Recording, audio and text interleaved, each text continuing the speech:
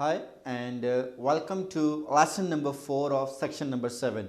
इस सेक्शन में जैसे कि हम आपको बता रहे हैं कि हम स्टेक होल्डर के हवाले से बात कर रहे हैं, तो ये जो लेसन है ये स्पेशली बात कर रहा है पहले प्रोसेस की, जिसका नाम है आइडेंटिफाई स्टेक होल्डर्स। ये प्रोसेस जो है आपके पास इनिशिएशन प्रोसेस ग्रुप में है और प्रोजेक्ट मैनेजर बेसिकली अगर देखा जाए तो उसका भी पहला ही काम है। जनरली हम जब आइडेंटिफाई स्टेक होल्डर की बात करते हैं तो हम ये कहते हैं कि जनाब प्रोजेक्ट मैनेजर इससे पहले रिसेंटली जो है प्रोजेक्ट मैनेजर में एज अ प्रोजेक्ट चार्टर में जो है वो अपॉइंट हुआ है और अब उसने जो है अपने वो स्टेक होल्डर्स को आइडेंटिफाई करना है। और प्रोजेक्ट को एग्जीक्यूट करने के लिए बहुत ही इंपॉर्टेंट है कि वो स्टेक होल्डर्स को जितना जल्दी जो है उसको वो आइडेंटिफाई कर ले, ताकि वो उसके साथ जो है वो रिलेशनशिप बिल्ड करके और उनको अंडरस्टैंड करके जो है वो अपने प्रोजेक्ट को जो है इफेक्टिवली यूटिलाइज करे या उससे जो है वो इफेक्टिव फ़ायदा उठाए।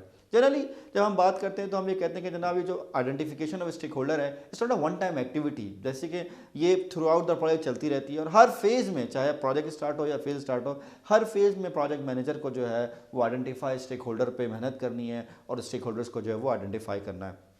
जनरली जब मैं अक्सर प्रोजेक्ट्स करता हूं तो मैं स्टेक होल्डर की पूरी लिस्ट बना कर रख लेता हूं और मैं उसमें देखता हूं कि जनाब कौन से स्टेक होल्डर जो हैं वो मेरे साथ क्या बिहेव कर रहे हैं या किस तरह से इसको मैनेज कर रहे हैं। अगर हम स्टेक होल्डर की बात करें और स्टेक होल्डर के प्रोसेस की बात करें तो इसने हमें जो प्रोसेस को डिफाइन किया उसमें उसने हमें 4 मेजर जो हैं वो इनपुट्स दिए हैं। पहला इनपुट ऑफ कोर्स इस प्रोजेक्ट चार्टर कि प्रोजेक्ट मैनेजर को अभी ताज़ा जो है वो प्रोजेक्ट अपॉइंट हुआ है और उसने जो है वो हाई लेवल स्टेक होल्डर्स को जो है वो डिफाइन किया है या लिखा है या उन लोगों को आइडेंटिफाई किया है जिन्होंने इस प्रोजेक्ट चार्टर को अप्रूव किया या रिव्यू किया। दूसरा जो हमारे पास यहाँ पर इनपुट है वो है प्रोक्योरमेंट डॉक्यूमेंट्स। अगर ये प्रोजेक्ट हमें एज अ प्रोक्योरमेंट के तौर पर मिला है या हम इस प्रोजेक्ट में एज अ सेलर के तौर पर काम कर रहे हैं तो हमें ये आइडेंटिफाई करना होगा जी हमारा बायर कौन है, जो उसने जो प्रोक्योरमेंट डॉक्यूमेंट्स दिए हैं, प्रोक्योरमेंट मैनेजमेंट प्लान दिया है, उसमें उसने किस किस को आइडेंटिफाई किया। थर्ड एंड आई वुड से very very important input is enterprise environmental factor. देखिए जब आप कोई प्रोजेक्ट करते हैं, जाहिर है जैसे आपसे मैंने कहा कि आप स्टेक होल्डर के साथ मिलकर करते हैं और वो स्टेक होल्डर किसी न किसी ऑर्गेनाइजेशन का, किसी न किसी इन्वायरमेंट का हिस्सा होते हैं, तो वो जो उनके एटीट्यूड है, जो उनका बिहेवियर है, जो उनका कल्चर है, वो अपने इन्वायरमेंट से इस तरह से जो है आपको वो डिक्टेट कर रहा होता है। जब मैं नेशनल बैंक के प्रोजेक्ट के लिए गया और एफआईएस से मेरी बातचीत हुई एज अ कि मैं उनके एज अ पूरे प्रोजेक्ट को as a head of PMO देखूंगा, तो उन्होंने मेरी जो डेजिग्नेशन सेट की, जाए full time Fidelity multinational company है तो मेरी जो डेजिग्नेशन थी या जो मेरा जो उनका रोल था वो था पीएमओ मैनेजर का। तो मैंने अपने कंट्री हेड से रिक्वेस्ट की कि देखें सर, आप अगर चाहते हैं कि मैं इस प्रोजेक्ट में इफेक्टिवली लोगों के साथ मिलकर काम करूँ तो काइंडली इसको मैनेजर की जगह आप जो है हेड कर दें, क्योंकि नेशनल बैंक एक गवर्नमेंट का इदारा है, वहाँ बड़ा चलता है कि जी मैं एसवीपी हूँ तो मैं एसवीपी से ही मिलूंगा, मेरे नीचे वीपी है। और यकीन करें ये पीएमओ हेड सेट करने के बाद भी बड़े फड्डे हुए और 2-4 लोगों ने कहा जी ये तो बिल्कुल ही एवीपी के बराबर है या हमारे पता नहीं किसी ने कहा ओजी पता नहीं क्या होता है ऑफिसर ग्रेड का लेवल उसके बराबर है। और एक दफ़ा इतना बड़ा फड्डा कि उन्होंने पीएमआई में लिख दिया कि जी ये झूठ बोल रहा है और ये जो है ना वो हमारे लिए एप्लीकेबल नहीं है। इसी तरह जब मैं दूसरे प्रोजेक्ट पे गया, आर्मी के प्रोजेक्ट पे गया, तो मेरी जो डेजिग्नेशन थी प्रोजेक्ट की वो थी chief programme manager, so chief of army staff, chief of logistics and chief programme manager. So basically, when you talk about stakeholders, when you talk about the environment, it's very important to understand their culture. It's very important to understand their environment so that you can deal with them. Then हमारे पास जो fourth tool है वो है organisational process asset.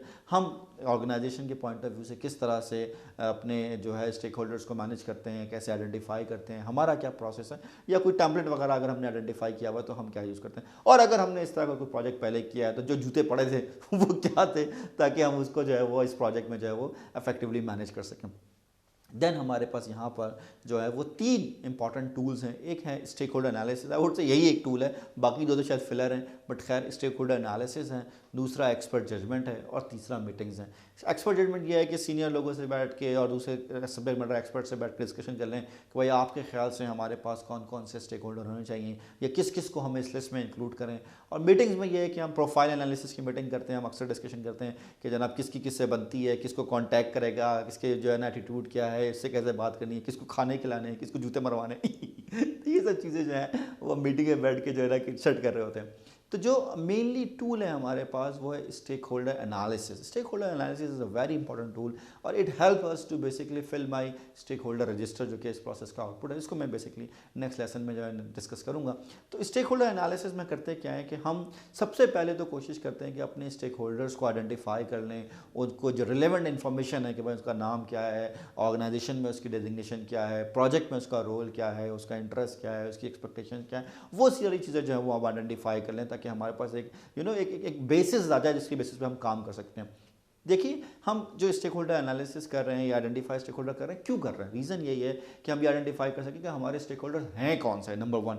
Number 2 reason ये है कि उनको कितनी जो है ना वो फोकस करना है या उनको कितनी अटेंशन देनी है, ताकि मैं उसके हिसाब से उनको प्रायोरिटाइज करूँ। तो पहला जो स्टेक होल्डर एनालिसिस का मेरा स्टेप है वो क्या है? आइडेंटिफाई द पोटेंशियल जो मेरे स्टेक होल्डर्स हैं उनको मैं आइडेंटिफाई करूँ। दूसरा ये है कि मैं उनको एनालाइज करूँ कि उनका प्रोजेक्ट पे क्या पोटेंशियल इम्पैक्ट हो सकता है, कितना उनका इंटरेस्ट है प्रोजेक्ट में, इनका इन्फ्लुएंस क्या है, ताकि मैं उसको उसी हिसाब से फोकस कर सकूं। तो ताकि मेरे पास जो है मुझे पता हो कि यार मुझे किस पे टाइम लगाना है, किसके साथ बैठना है, किसको खाने खिलाने हैं, किसको बॉस से जो है वो मैनेज करना है, किसको उसके बॉस से मैनेज करना है। सो बेसिकली मैंने जो है वो एनालाइज करना है। And third and very important, I would से it is very important, make और ब्रेक जो स्टेक होल्डर एनालिसिस का पार्ट है वो ये है कि मैं असेस करूं कि हाउ दे रिएक्ट। देखिए, मल्टीपल स्टेक होल्डर्स जो हैं वो मल्टीपल तरीके से रिएक्ट करते हैं। फर्स्ट करें, आप प्रोजेक्ट शुरू कर रहे हैं, एक स्टूडेंट कह रहा है वाह यार तू मेरा भाई है, आज जा तू ही सारा काम कराएगा, तो वो बड़े गले मिलकर कर रहा है। कुछ जल्दबाजी कहेगा आप कौन, यार मैं तो कुछ नहीं कर सकता, अब इससे बात कर लें।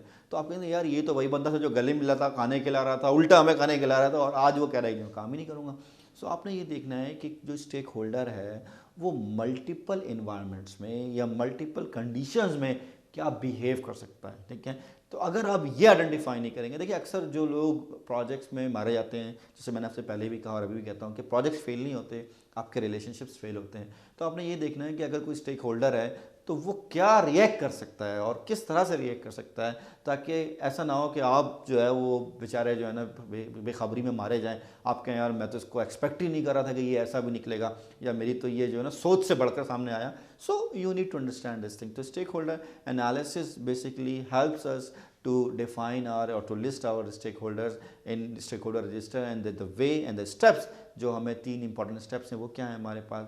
Identify stakeholders with their जो रिलेवेंट इन्फॉर्मेशन है, analyse their potential impact on their project, जिस पे भी मैं लेसन नंबर 3 में फर्दर बात भी करूँगा। एंड देन थर्ड क्या है जनाब? Assess how they will react in various situations. This is all about the tools of identify stakeholders. Lesson number 5 में मैं बेसिकली आपको स्टेक होल्डर की जो इन्फ्लुएंस इम्पैक्ट है इसके हवाले से और सैलेंज मॉडल के हवाले से बात करूँगा। Thank you.